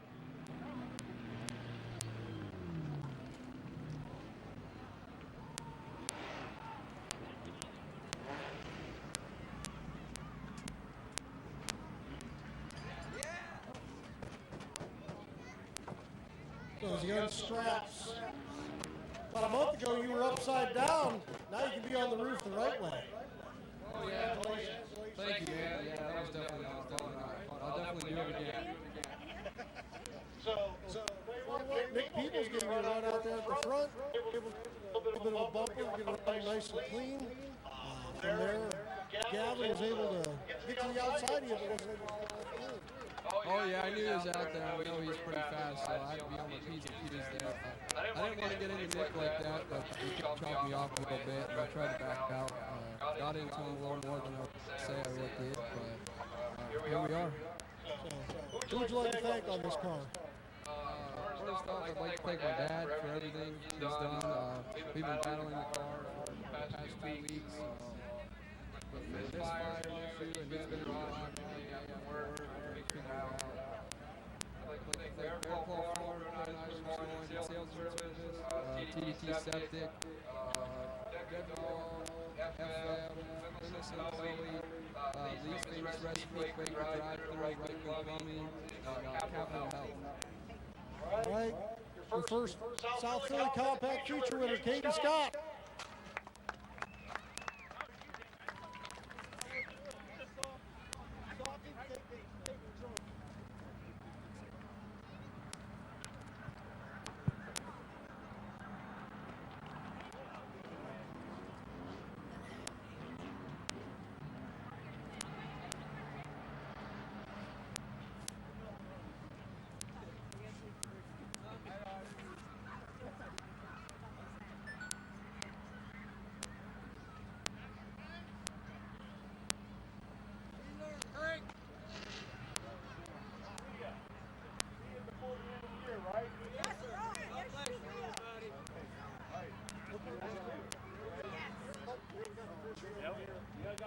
All right, we've got our second compact feature to finish up opening night at Midvale Speedway, the 73rd season opener, as the compacts pull onto the Speedway. The Frisbee race winner down here in Victory Lane with him. Yeah, I forgot about that. Good deal. Glad the Frisbee race winner stuck around. We'll have to see if the Frisbee race winner sticks around for the second compact feature. Should be a good one.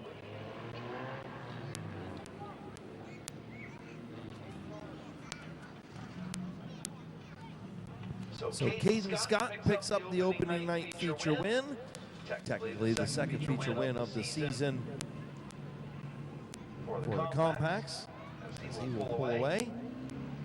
What a good race between him and Gavin Roop and Rich Dunlap and Nick Peebles, Andrew Bethards rounding out the top five. So taking a look at our second compact feature. Kira Maurer will start on the pole in the 202 with the 6 of Dylan Martin on the outside. Looks like row number 2 going to be the 0 of Alan Clark and the 42 of Damian Andrews. Inside row 3 is the number 7 of Trey Gregory. And on the outside, Brody Nagel in the 4. Actually, on the outside, it's going to be the 3L of Justice Lenars. Then Brody Nagel in the 4 and the 13 of Alan Boyd.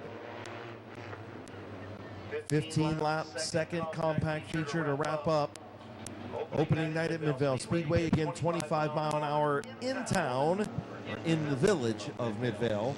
Also, any way you can help us throw your trash in the O'Reilly Auto Parts trash cans would be very helpful to the cleanup crew here at Midvale Speedway.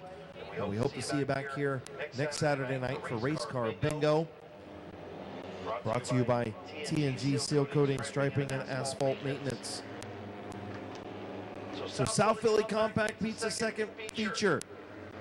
Kira Maurer, Dylan Martin. Going to see the white flag this time.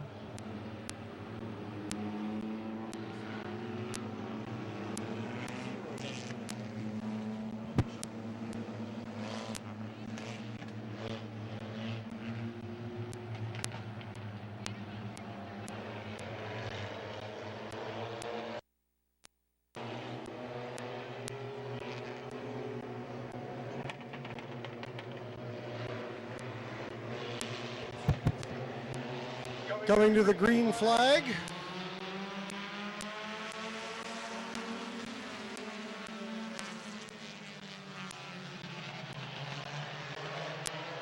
Yellow flag coming out. A little bit too much of a start.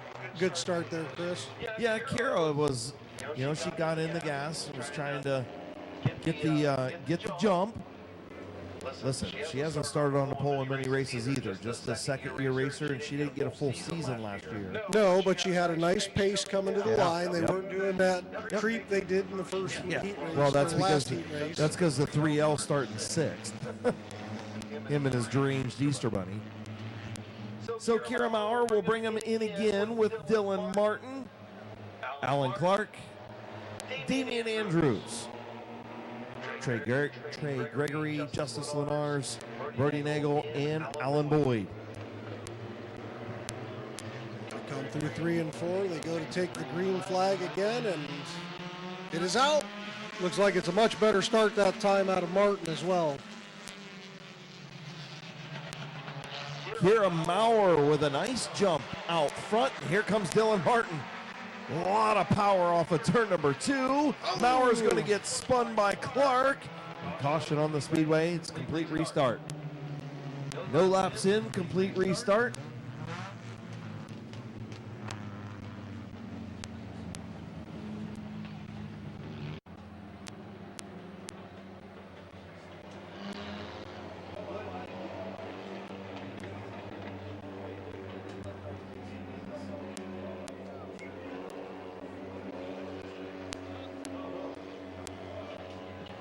So as they come through, come to the line again. Green flag is out. Good start again. Dylan Martin got a nice jump that time. Yeah, this time Kira got a good jump, but Dylan's going to sweep around the outside, and here comes the 42, Damian Andrews, the 3L of Lenars, and the 0 of Clark.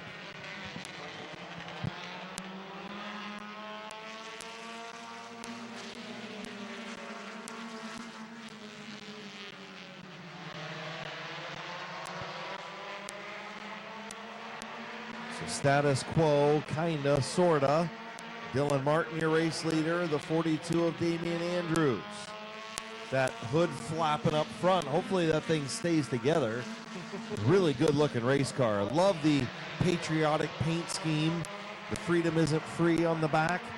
Good looking ride. And here comes Alan Clark to the inside of Justice Lenars for the 3rd spot.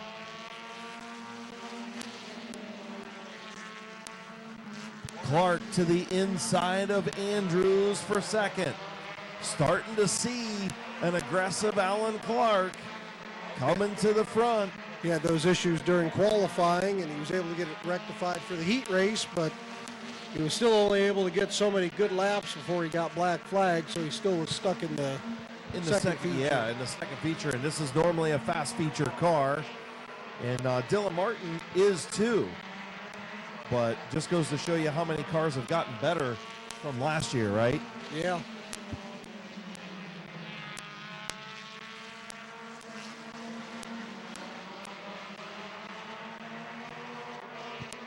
Dylan Martin out front. 6 laps complete, nearing the halfway mark of this 15-lap feature. Can Alan Clark get around Dylan Martin? Justice Lenars looking to the inside of Andrews for third. It's a little sideways there, but makes it stick. Good save by Justice Lenars. Yeah, so you could even say there's a pair of second-generation drivers out front. The difference is one's very much older than the other.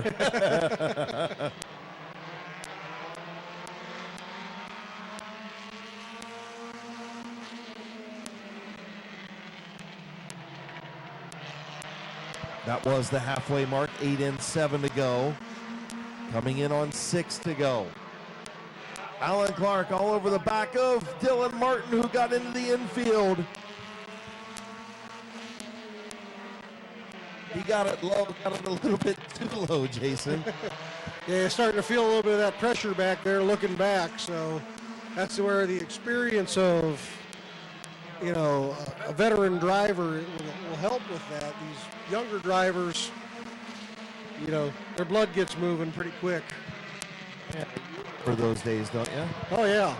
I remember them well. So Dylan Martin trying to hang on in front of Alan Clark. And here comes Justice Lenars battling back on the high side.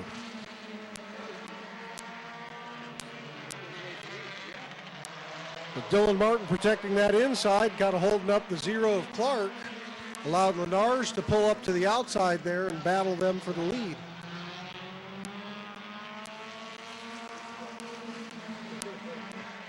The 202 pulling into the infield, getting off the track from what looked to be an issue. They'll stay green. Things getting interesting with 2 laps to go. Can Dylan Martin hang on?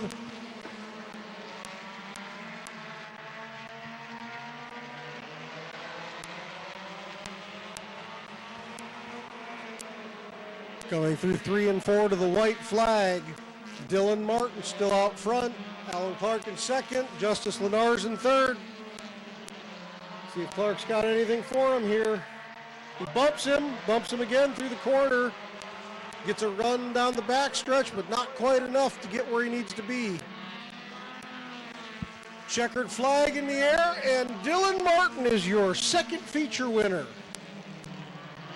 Clark in second, Allen in third, Lenars and Trey Gregory wrap up your top 5.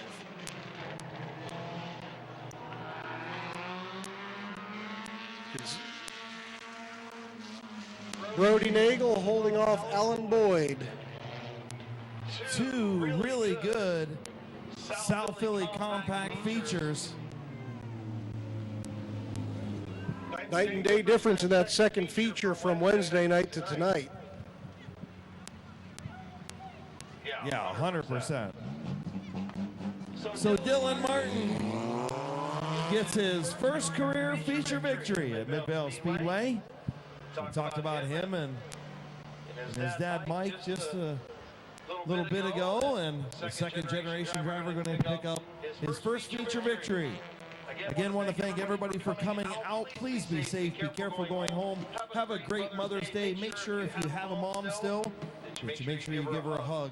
I wish I could, so make sure you do that before it's too late. Coming off turn number 4, first time in a Midvale Speedway victory lane. In the Joyful Cleaning LLC, Canton Glass House, sponsored number 6M. First time feature winner. Getting the belts undone and climbing out. Your winner, Dylan Martin. Man, so what did I tell you earlier today? Well, it worked, I guess. What did I tell you? Do you remember? The bad luck's gone soon enough, so it finally ended. Hey, sometimes the old man has a little bit of wisdom, right? Congratulations, man. You drove a heck of a race. I know Justice was moving on the outside. You had Damien there for a while. You had Alan Clark on the bottom. You had to work for this one, didn't you? Oh, just a little bit. That's a lot better than Wednesday, huh? Oh, yeah, it was a lot better than Wednesday, that's for sure. Who you want to thank on this six, man? I'd like to thank my dad, TJ, Justin, just everybody. Congratulations, buddy. Welcome to Midvale Speedway Victory Lane, your first of many, I'm sure. Oh yeah, hopefully. Your winner, Dylan Martin.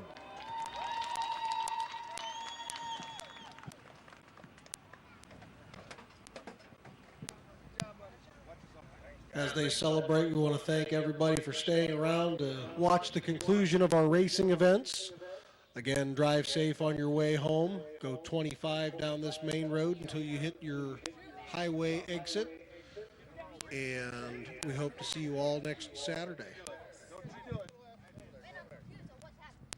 Old future Hall of Famer Mike Martin, a little teary-eyed down here in Victory Lane, seeing his dad his son get his first win. Good to see TJ Barker down there in Victory Lane as well. So Dylan Martin in Victory Lane, and we'll see you all next Saturday night for Race Car Bingo at Midvale Speedway. Please be safe, be careful going home. Happy Mother's Day, moms.